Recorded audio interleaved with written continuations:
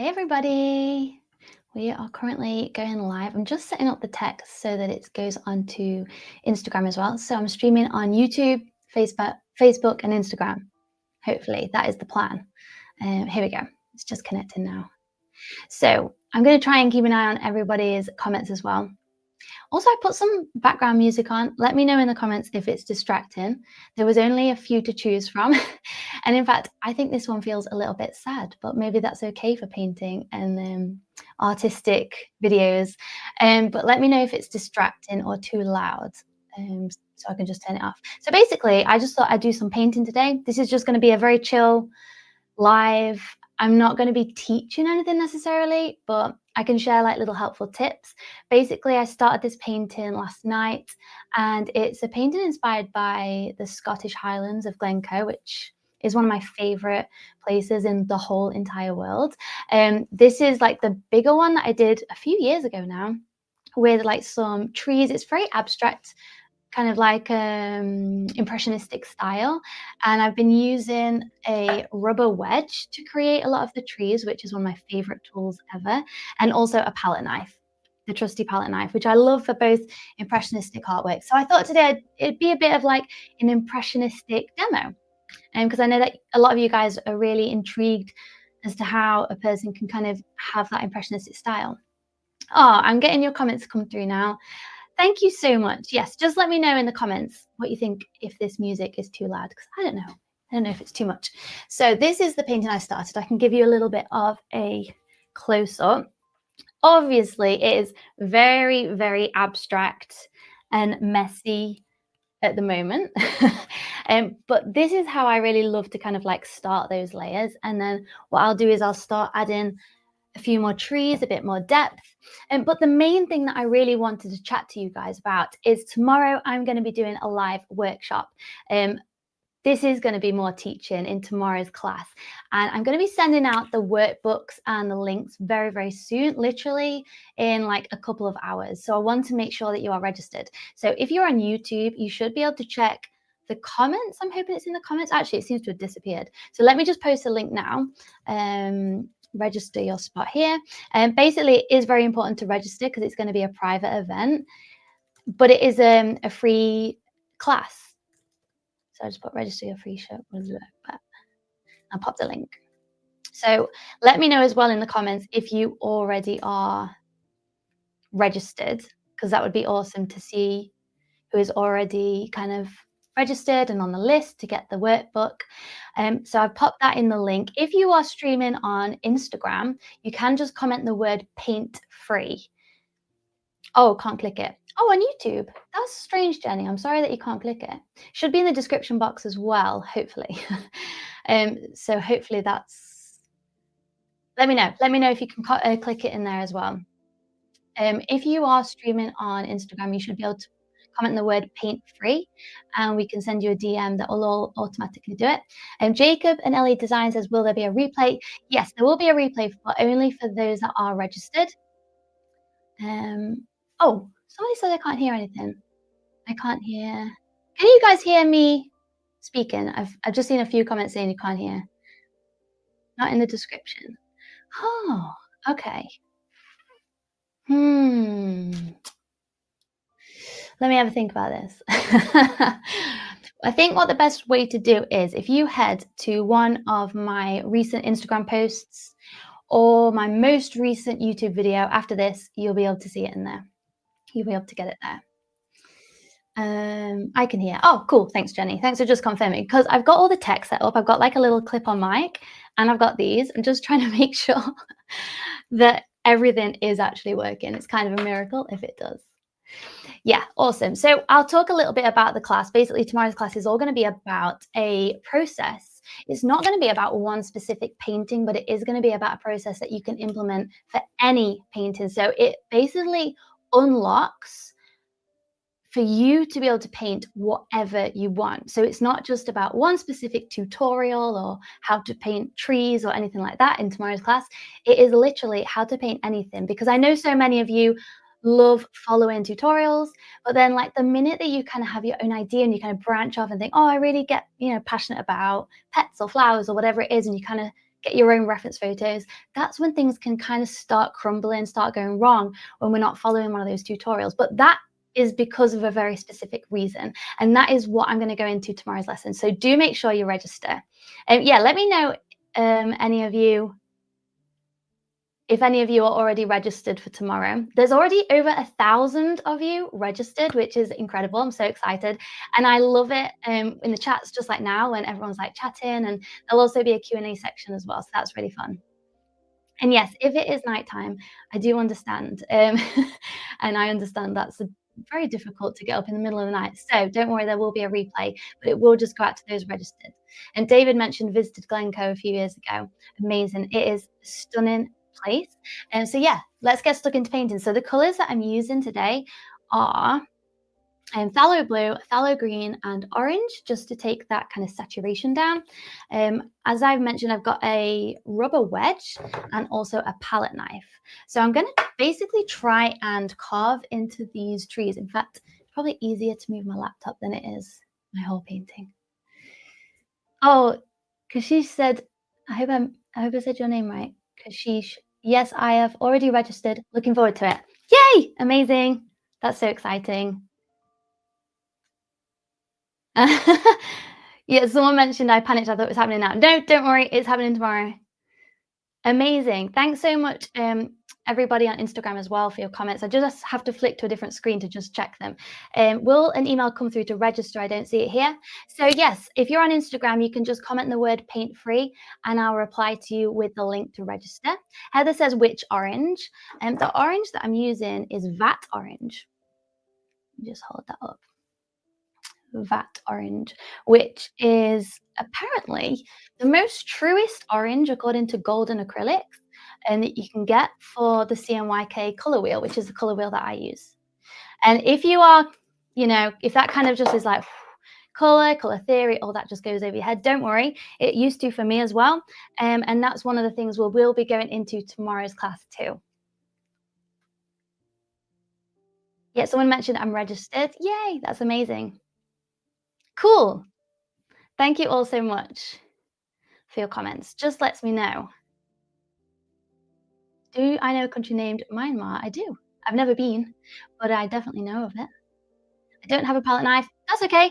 Honestly, this video is not necessarily a tutorial. It's just to kind of like show you in the process that I kind of do, because sometimes the tutorials are actually, of course, only about an hour long. And with that, it can be very difficult to kind of show you exactly everything I do, because my own paintings, I spend a lot more than an hour on. So tutorials, I kind of like show you a little bit into the process.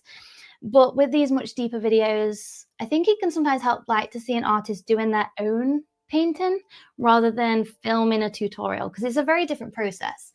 You'll notice that a lot of my paintings like are quite different from the tutorials I make, and that's because my paintings generally have a lot more layers.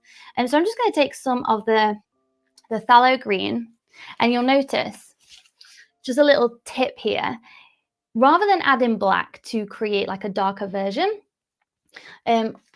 show the color wheel. This is a perfect place to show the color wheel. So we've got, let's say green. Let's say we've got this like greeny blue. I'm kind of using this between green and blue, so it's kind of a mixture of all these. But to take that saturation down, rather than just adding black, I'm going to add the opposite color. So rather than it being red, I've got an orange. I'm going to add that in. The reason for that is I don't want a gray color. I just want a warmer version of it. So what I'm going to do is take some of that green, add some of that blue, and add some of that orange. And then I think a better way as well will be to add a bit of white to this, because you'll see that's really dark color now. So very, very beautiful dark color. And we can certainly add that in the painting, maybe like down here, to create some depth. I think what's really nice about when using darker color is not just to use it everywhere, but to use it very intentionally to draw the eye in. And I kind of like to draw the eye in, especially down the corner. I feel like when my eye can sit with a real dark base color, it kind of like grounds the painting and gives a place for your eye to relax. So I'm just going to use my palette knife to kind of create a tree shape.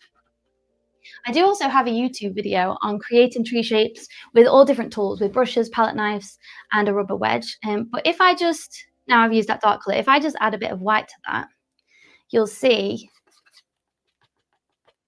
that it's a really nice, it's still kind of like very colorful, but it's not quite as intense because we've just put that orange in just to take it down. So if you're on YouTube, you should be able to join tomorrow's class with the link in the comment or the description box. And if you are on Instagram, you should be able to put paint free, and that can register for you for tomorrow's lesson. Cool. And if you've got any questions, just let me know in the comments. I'm just going to keep checking in the comments to make sure. So then what I might do is take that lighter color that we added white to, but white, it can sometimes take a bit of the color out. So I'm going to add a bit more orange to that just to warm that up slightly. And this could be a highlight on the tree. So of course, when we think about a highlight, generally it's from the sun. And the sun is very warm in color. It's an orange glow. And that's why I've added a bit of orange to that. So it's not just a white highlight, but it's a warm white highlight. Oh, got it registered. Awesome. That's amazing. That's amazing. It's so wonderful to see that you guys are registering for the class tomorrow, because I know how life-changing this process has been for me. Like, really, I used to love painting, but honestly, it would usually end up in such frustration, feeling terrible about myself, feeling terrible about what I made. And it honestly took away from the process, to be honest. Like, when you love painting, but you don't like what you make, it isn't quite as fun. And I'm sure that a lot of you also resonate with that as well. And so when you can enjoy painting and create something that you really love and feel proud of, and something that you feel is a great painting, and it does align with the vision that you initially had, that's when it just turns into magic, because you can really get in that creative flow and also feel very very in control of your painting. I remember painting used to feel a bit like a guessing game for me. I'd be like, oh, well, I'm not quite sure, it's not right, but maybe I'll just add a bit here and add a bit there. And then layer by layer, end up kind of losing the very thing that you did like about it. And so it can be a very, very difficult place when you're not quite sure which action to take next. But that's exactly in the process that I'll show you tomorrow, that just takes away that guessing game completely, which allows you to be in that creative flow even more. Like now, I feel like I'm just playing with paint, but all the time I'm also thinking about the values, I'm thinking about the composition. You know, when we put this dark bit here, I'm kind of constantly surveying through almost like these little tick boxes. Oh, Angela says she's registered. Amazing. Yeah, just let me know. Do you guys have any questions about tomorrow's class? If some of you are just joining now, tomorrow's workshop is more going to be about the process rather than a tutorial. If you want tutorials, there are so many on my YouTube channel. But really, what I love to do now is help kind of people break free from tutorials and get that real confidence to paint on their own and kind of paint your own ideas. Because it does come to a point where I'm sure many of you here now kind of enjoy following tutorials. You feel like you're in that weird zone between being a beginner and a confident artist. There's this middle stage where you kind of like feel a little bit confident painting, but still, then when you come to paint your own ideas, you can sometimes feel lost. And that's exactly who tomorrow's class is designed for. And Becky says what times it starts. So it begins at 5 p.m. UK time. But on the registration page, I have popped some different times, and also once you've registered, I've linked a world clock because it is open worldwide. So if you want to check what time it is wherever you're located, you know what, time zones really confuse me. I'm not gonna lie, I'm not a big fan of different time zones. So those world clock buddies are my best friend when it comes to that. Susan said, will we be able to see the tutorial later? So tomorrow's class is not going to be a tutorial, but it's going to be about a process that really sets people free from tutorials, from having to rely on anything, which is super, super fun, because then you get to paint your own ideas and your own style. And that's when people start to break free and really become an artist in their own right. Oh, yes, we have another registration for tomorrow's class. That's amazing. Oh, don't worry if you have exams for tomorrow. And there will be a replay that goes out. Amazing. So yeah, just let me know if you guys got any questions. And yeah, how to get good at color theory. So to be honest, color theory is a lot easier than it looks and feels. I always think about color theory, so I'm just going to top up some of my paints. I always think color theory is more like a language in itself. Um, like color itself is a language, and it's just a case of learning the language. And kind of like any language, initially it feels a bit clunky. We might get bits wrong, but over time we get that confidence. And the more we use a language, the more quicker and confident we get. And it's the same with color. And so, kind of the process that I teach is to really just throw you in at the deep end when it comes to color. And a lot of the color mixing lessons in Learn to Paint with Confidence are actually using only 3 colors throughout most of the lessons.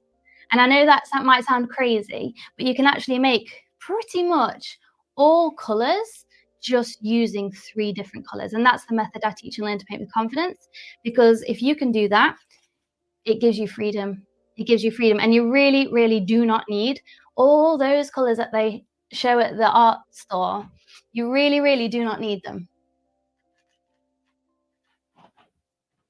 Like most things in this world, companies will find a way to make the most money from you. And I think showing you all those colors is one of the ways that they do that. And actually, it takes away your personal power, because then you end up relying on these color mixers. And one of the best things that you can do for yourself is truly understand this color language.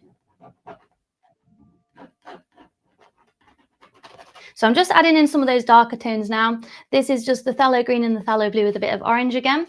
I think what I'm going to do is build up the darker tones. Oh, I'll show you my reference photo. I've just realized I haven't shown you that. This is a reference photo I'm using. And so my goal and my plan is to kind of build in those darker tones first, put some of the lighter tones on top, and then kind of just go back in with some of the darks. But I'm really just playing. I'm just playing at this point. I don't like to be too refined until the very end. I kind of just play, experiment, put layers down. And it's not until the painting starts to feel finished, that's when I'll really get my strict critique head on, and I'll start to edit, refine, which is not just about adding. Finishing a painting is not just about adding layers. It's actually about editing out. Like a lot of the things I will add, I will end up taking away.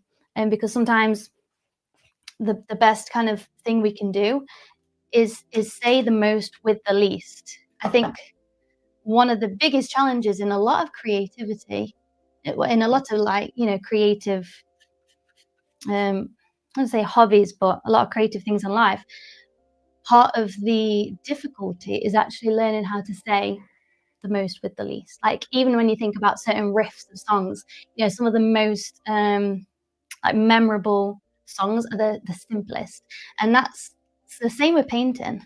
Sometimes we can overcomplicate things so much, and it's not needed.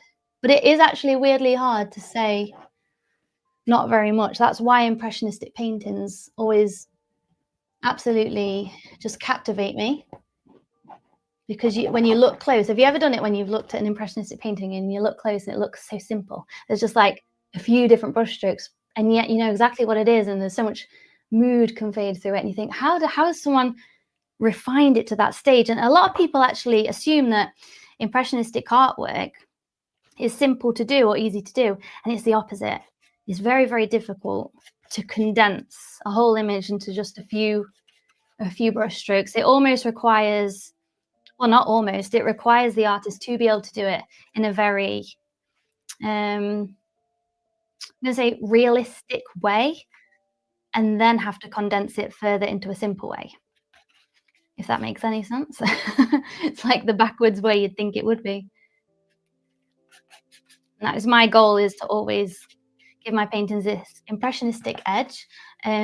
Because I love paint, I love these like interesting marks, but I do also want to create something that looks, professional and not realistic, but gives you a feeling. My focus for my art is that it gives you the feeling of the day then that I was there, how the air felt, what the temperature was like. Those are all the sorts of things I love to convey in my paintings. Right, I'm just gonna check in with some questions that you guys might have. Oh, thanks all so much for your lovely comments. Yeah, if you wanna register for the replay, it's the same place to register. So everyone that's registered will also get the replay, whether you manage to join live or not. Because I know a lot of people kind of like to watch it live and then kind of like to re-watch it in their own time. Arnold says, "Can you also make surrealist art?" I have tried a few times before. I love looking at it. I don't very often make it. I don't know why that is. I suppose a lot of my dreams are very surreal, so how do you take off brush hair on the canvas? Yeah, actually, I do have a good hack for that. If you have a brush, let's just get a couple, for example. If you have a little brush hair on your canvas, the best thing to do is take a clean brush, kind of spread it out a bit, and kind of take it to the side like this, and then it'll get it. Because sometimes when you like go in with your fingers, you end up with just like a big finger blob, which we don't want, unless that's your style. Whereas if you take the brush and kind of go in from the side, kind of like perpendicular to the brush hair, it usually kind of just flicks it off, and it doesn't usually leave a mark. So definitely give that a go. Little hack for you. Heather says, "I'm registered too." Amazing. So for anyone that's just joining in live to the video now, and today what we're doing is I'm just showing you a bit of my process. I'm basically just painting live today. I started this last night, and it's so far very abstract in nature, but it's inspired by Glencoe. And oh, a little thing I've been using as well is this semi-gloss golden extra heavy gel, which is basically it's an acrylic medium, but it is a gel. So what you do, yeah, let's do it. Let's go for it. I literally just take a brush and just like dip it in, and then even just like I love to just spread it on. Now at the minute, oh, sorry, you can't quite see that on the Instagram live. There we go. You can see that as I put it on, it looks white. It just looks like white, doesn't it? But actually, when that dries, it will dry clear, and it's such a cool hack for texture. So the first ever layer I did on this painting was actually using liquid acrylic. Was it liquid?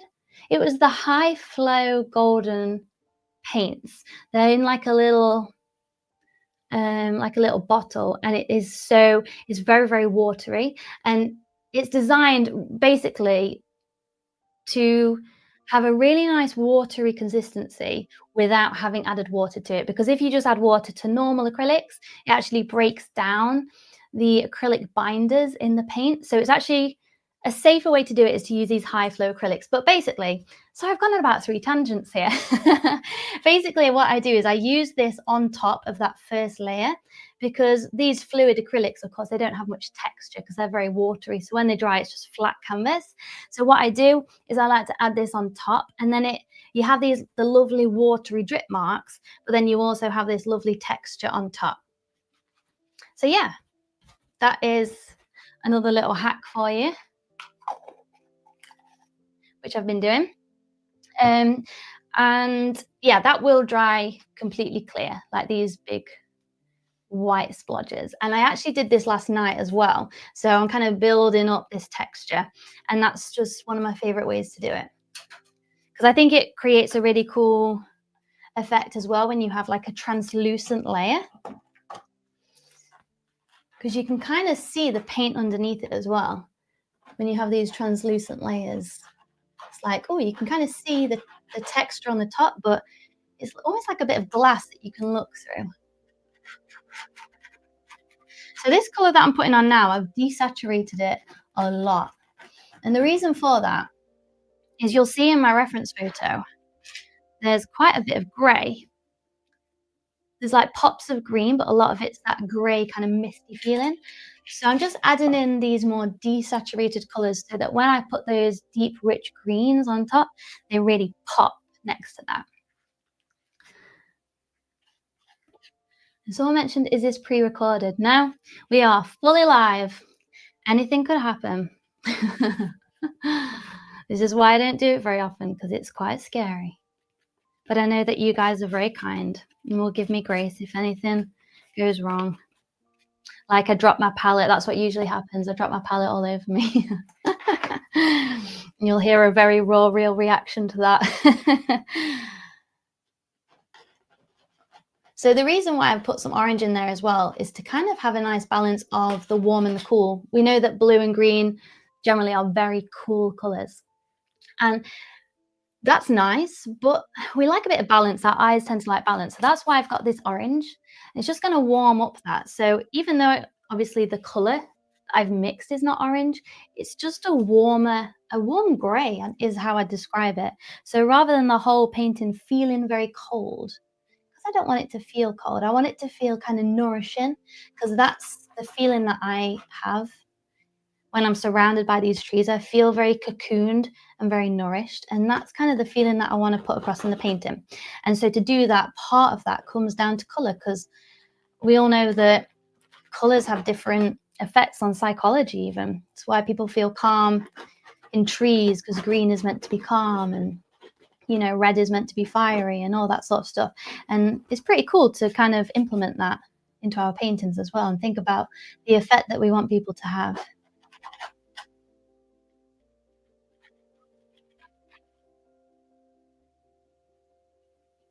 So for those that have just joined, I'd love to take this opportunity to invite you to a workshop that's happening tomorrow. This workshop right now, we're just doing some painting. But tomorrow's workshop is a proper class where you get a workbook and you can print it off and you can make little notes, and there's going to be fun interaction style quizzes and things like that. And the thing that we're going to be discussing together is a process to really unlock you as an artist, because many of us love painting, but we might not call ourselves an artist. And it's really to bridge that gap between someone who would probably describe themselves as an amateur even, or a beginner painter, or a new painter, but it's going to bridge that gap to the steps to become a confident artist. Because confident artists are not just born that way. It's not just down to natural talent, even though many people would have us believe that. But there is a very specific kind of process that I put myself through, and that's the process that I love to help others with as well. So tomorrow's class is all about that, but do make sure you register, because it will be a private class. So yeah, make sure you register. If you're on YouTube, you should be able to see that in the description box, hopefully. And if you are on Instagram, you can just comment the words paint free, and I'll send you a DM with the link, and we'll get you registered for that. So I'm just going to check through some comments now. Raindrop says, I can't wait to see this painting finished. I know, me too. I know. I think I'm probably going to be working on this all night. I don't think I'll be able to show you the whole process, but I'll definitely keep you all updated on probably Instagram stories. Yeah, no problem. Just if you got any issues with anything, just reply to any of my emails, and I have a wonderful support team who will help get everyone everything they need.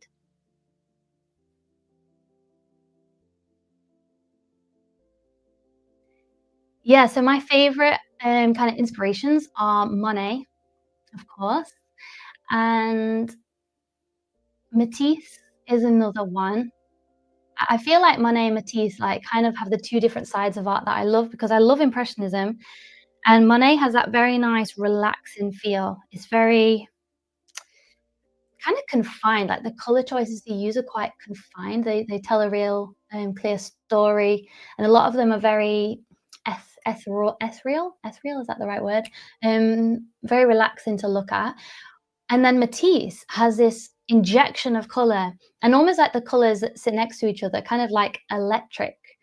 And so I feel like I have that streak in me as well, that it just really excites me. And so those are probably my two favorite ones. Yeah, a few have mentioned the link isn't working in the description box. I'm really sorry about that. I don't know why that is. Let me just grab the link for you again. And I'll just pop it in this comment, and hopefully it'll work in the comments. Register here. Okay, I've just posted it in a comment, so hopefully in YouTube and Facebook it should work in the comments. Hopefully. If not, don't worry. There's links pretty much on every social media that I have going. If you go into my Instagram, you should be able to find the link in the profile. And also, if you head to my most recent YouTube video, the link will be there to join too. So don't panic. We'll get you registered.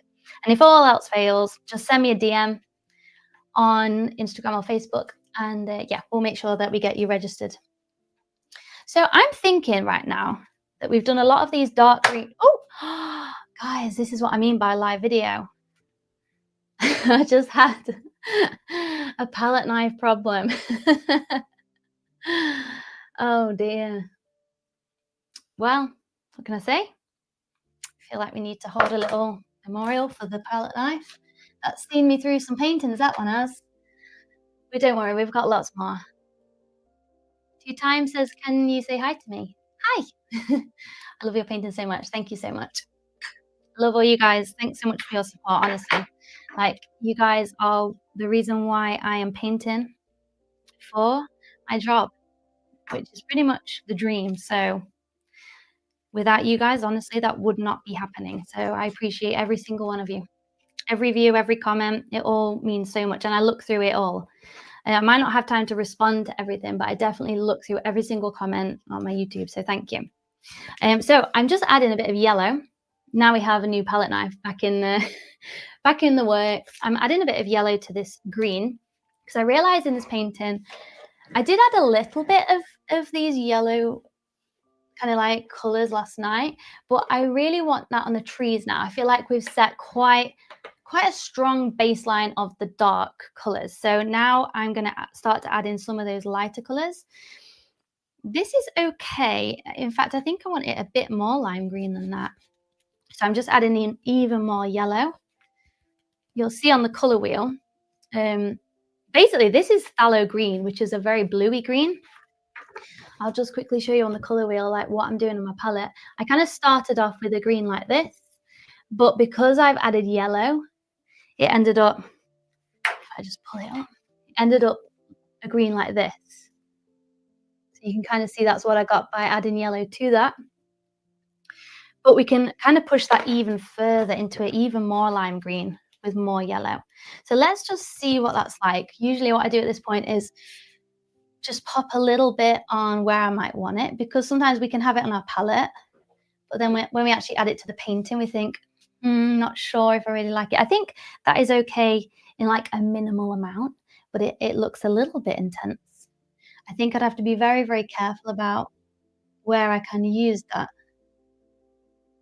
I think what would be really nice, actually, let's do some more color mixing. Let's add a bit of orange to that, see what happens. Because I'm thinking it would be nice to have a bit more of a yellow ochre kind of color, like a burnt sienna. So I just added a bit of orange to that, and I think that's a lot nicer, actually. It's a bit more of like a dirty yellow green is what I prefer. And this is exactly what I mean, guys. So you can see that we only use 3 colors, and yet look at my palette. We're just getting all these colors that we need. And this is the power of color mixing, when you can really dedicate yourself to learning that language of color. It unlocks, and honestly, it is like unlocking a treasure chest of color. And then suddenly everything becomes possible. And not only that, but you can get that confidence in knowing exactly how to create that color that you need. I used to remember kind of like, oh, adding a bit of this, adding a bit of that, and I'd end up just creating this big pile of color that I hated, and I was like, I don't know how to get the color I need, and it'd be so frustrating. It'd take me so long, and it was such a waste of paint. And I think to learn color mixing requires a lot of paint, but is the best use of paint you'll ever spend, because once you really understand color mixing, you never waste paint ever again. Because even now, if it's not the right color, I know exactly what to add to make it the right color. And that's not just me, because I had no idea what I was doing in the beginning. Anyone can learn it. It's just a skill that anyone can learn. Truly believe that, because I've seen it over and over. Oh, you guys are so sweet.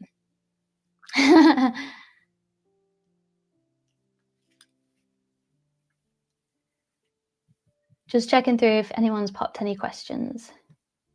Classy Art says, "I've just registered." Yay! Amazing. Yeah, anyone just let me know in the comments, anyone who's registered.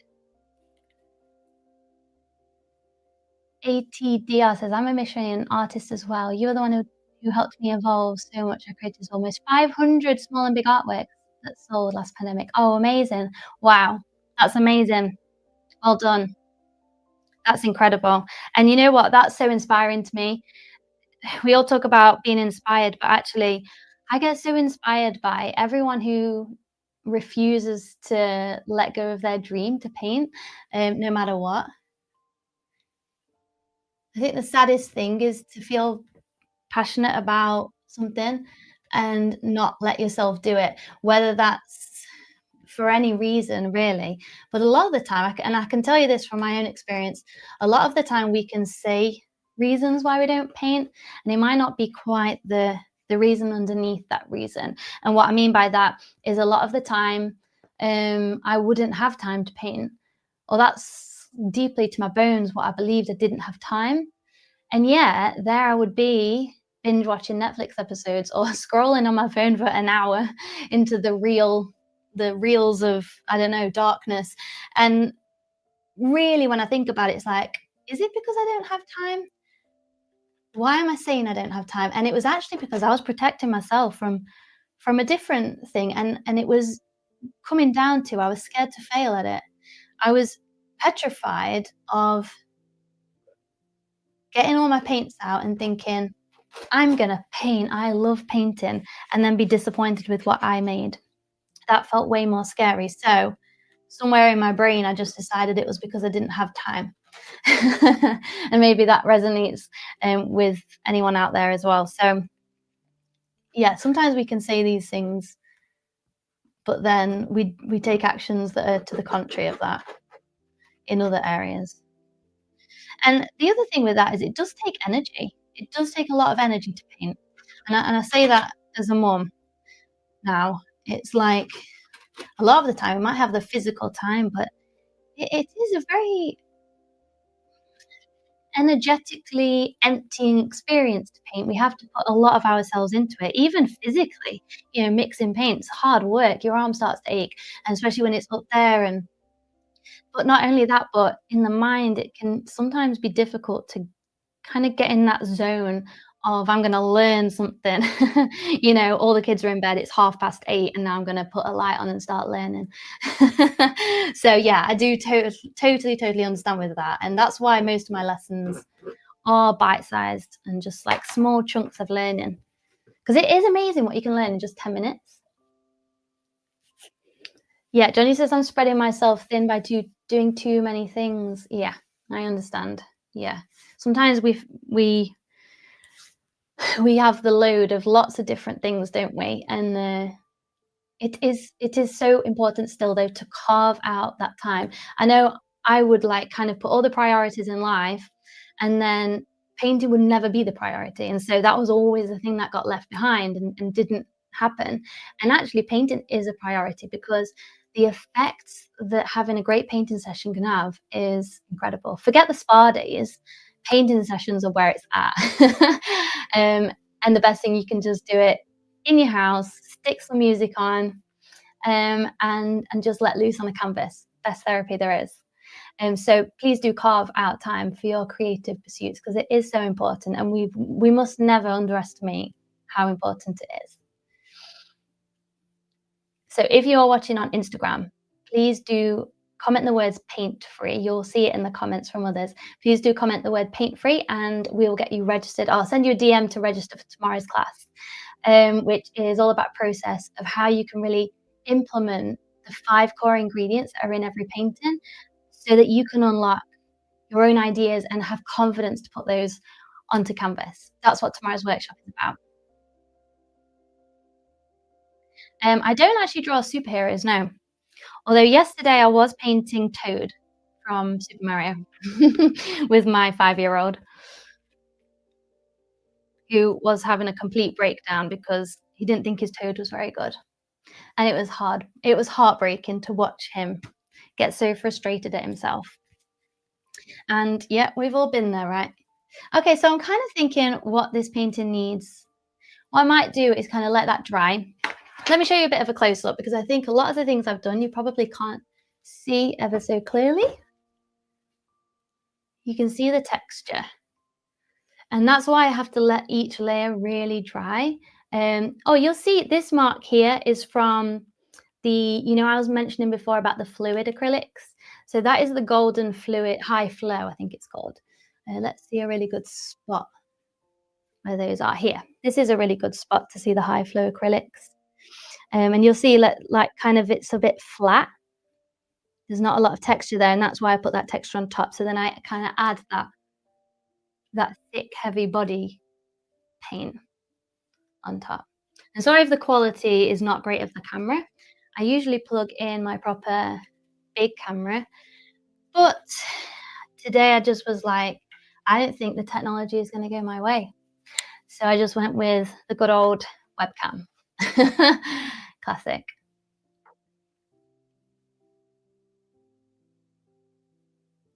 Yeah, the colours are very pretty, aren't they? What I can do as well, if you bear with me, I can show you kind of like a little bit more of what the finished painting will look like. Because right now, the image is in my head, but I know that not everyone can kind of, oh, you can kind of see it up there.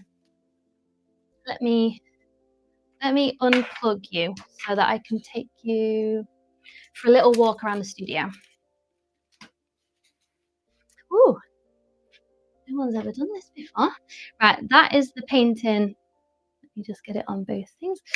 That it's kind of going to be similar to. Sorry, I'm just moving things around. And again, it's kind of based on the trees and the forest of Glencoe.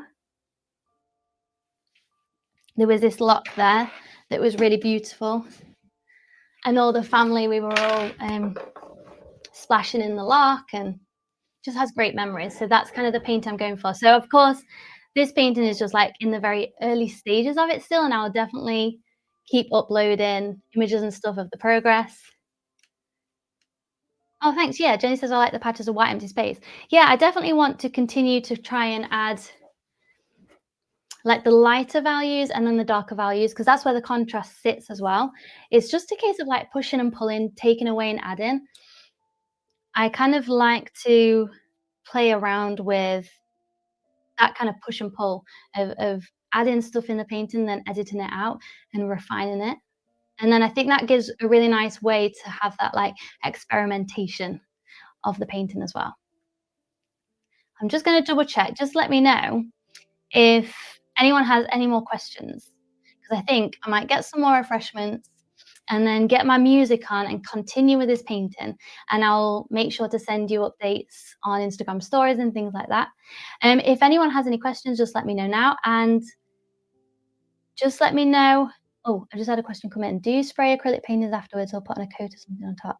So you can use a varnish. I think is that the sort of thing that you mean? What I like to do actually, especially for commissions, very important paintings, is I will do a coat of isolation layer, an isolation layer, and then I will varnish on top of that. I don't know if I've got one to show you or not handy. Might be buried. Let's just check in here. Oh, because I know it is more handy when you can see it. Oh, here we go. I do. Look at me, I'm so organized. So basically, if I've finished the painting, what I will do is add an isolation coat. This is by Golden. This is basically, it evens out the sheen. So whether it's like matte or whether it's gloss, it will even all that out. And usually I do 2 layers of this. And this is basically, it protects the painting. If the varnish ever does need to be removed, it just sits in between those layers so that the painting doesn't ever get damaged if the varnish does ever need to be removed, and then just a varnish on top. So I usually use a gloss varnish or a matte varnish. So yeah, I'm actually going to be filming some more in-depth lessons into varnishing for Learn to Paint with Confidence members, but that is something that will probably happen in the new year now. Do you look at a reference? Yeah, I usually always have a reference handy. This is a reference for this current painting that I'm using, but usually I take quite a lot of references. So I think I took about 200 different references for this kind of collection. So I have a lot of different ones. So if I'm like, oh, I really want a tree, maybe if I'm like, oh, I want a tree there just going up the horizon line, but I don't have that specific tree on this reference photo, I'll then go through and check them all to find like a good tree. And I just basically pick out all the best bits of all the different reference photos and then meld them all together. So I do pretty much always use a reference. It's not very often I'll use my imagination. It's more that it's like the image in my head is from my imagination, but then I will use references to make that up rather than the other way around. When will you use matte? When will you use gloss varnish? Yeah, it depends on what the client wants. Usually, if I'm doing a commission, I would genuinely just ask like, what do you prefer? Because it is quite I think it's quite a strong thing that really adds to a painting. Like if you add a gloss varnish, it really does add quite an intense effect onto it. So, and that might not be their style. A lot of people kind of prefer like that more subdued matte look, whereas others just want those pops of color. And the gloss varnish does tend to make colors pop more and have them more vivid. So yeah, I usually just will ask the client if it's a commission, or if it's my own work, I will just decide on what I kind of want. But generally, I just stick to matte because for me, I love to see texture. And I love, like, my favorite thing, in fact, very often I don't really add a varnish with acrylics. The reason being is, now I know this is still wet, but it does give you the idea. If you look at this from the side, you'll see the bits of wet paint are glossy and the bit underneath is dry. Now, the reason why I love that is because I can really choose what glistens and what doesn't. And when you add a whole varnish on top, it gives it all the same sheen. Whereas part of the painting that I love is when it has a different sheen. I think it almost adds another dimension to a painting when you see it from the side. Some bits are glossy, some bits are matte, and that's what I love the most. So Neil said, I registered for your workshop, can't wait. Yay, amazing, amazing.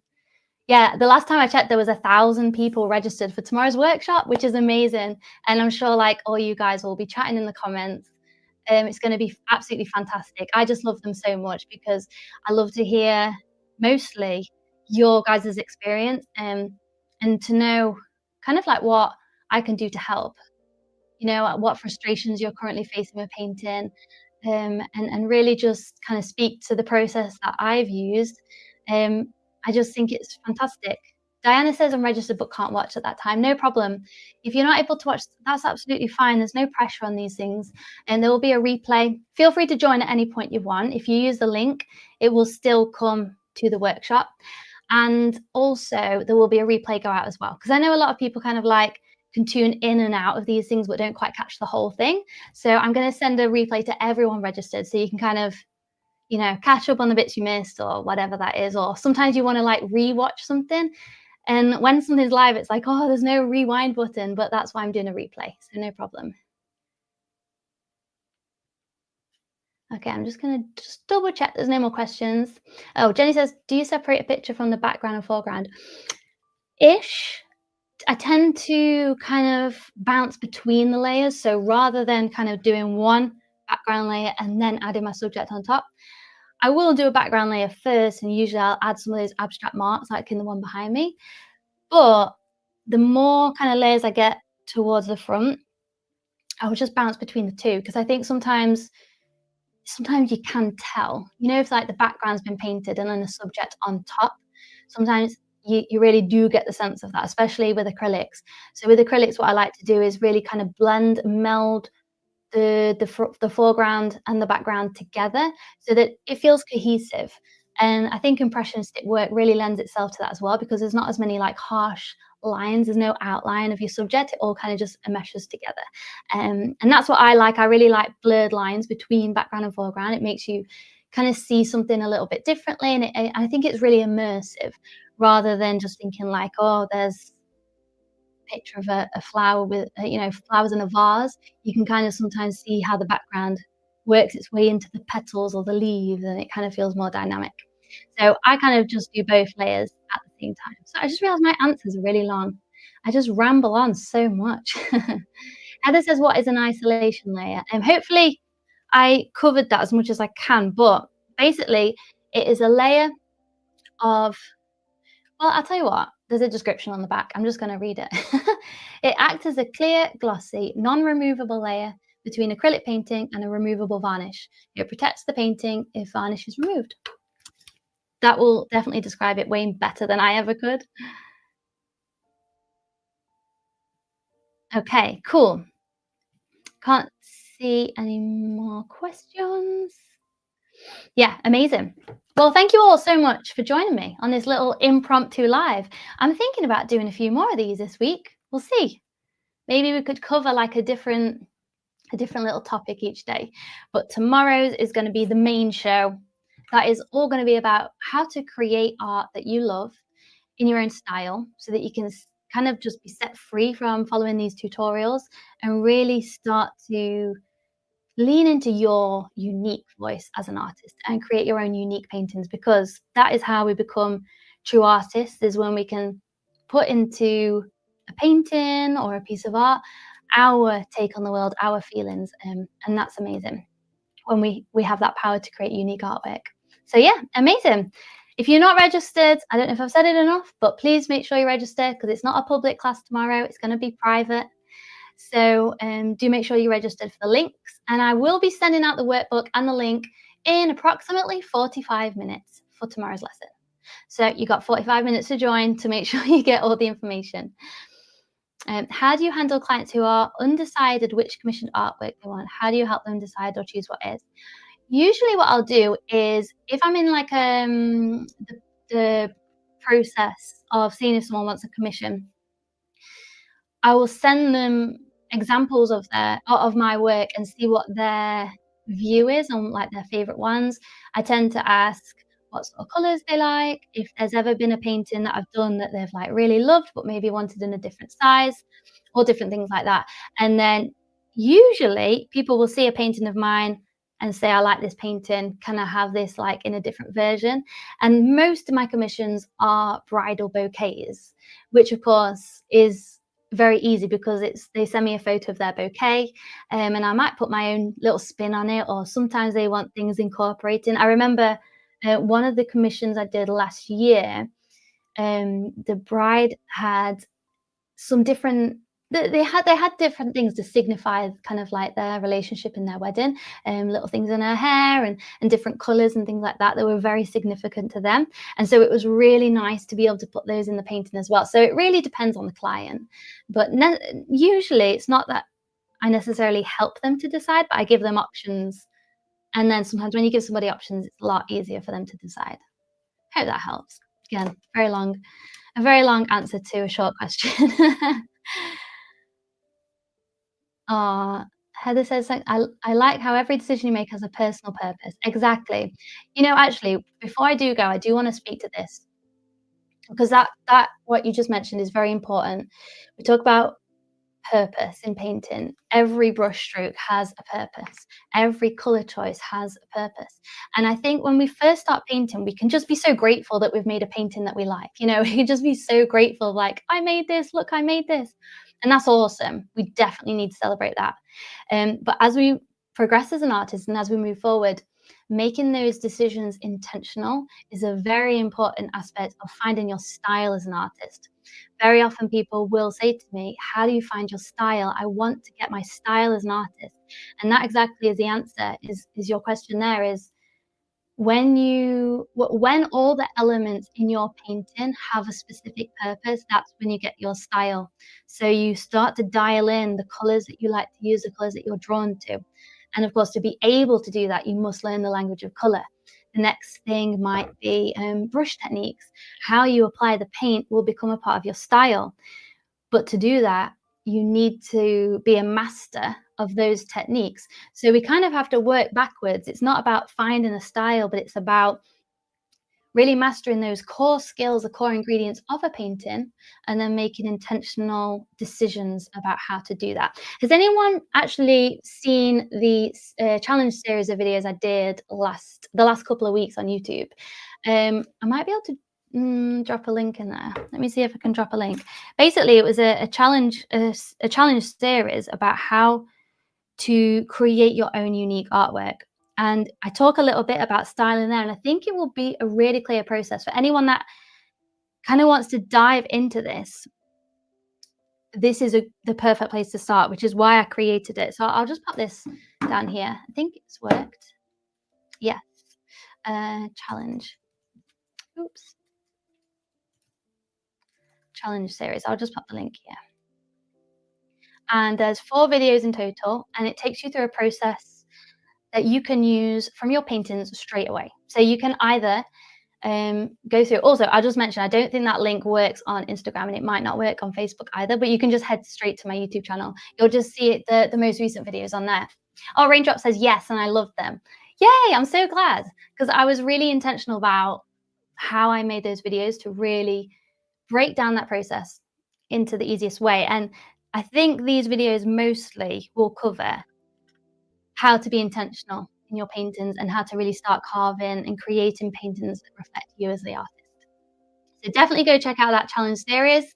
Yeah, there's 4 videos in total, all on YouTube. And yeah, hope you like it. And I'll see you tomorrow, guys. I'll see you tomorrow. For those that are registered, you should get an email from me in 45 minutes with the details of tomorrow's class. I'm so excited, and I'm sure I will recognize a lot of your names from the comment section tomorrow.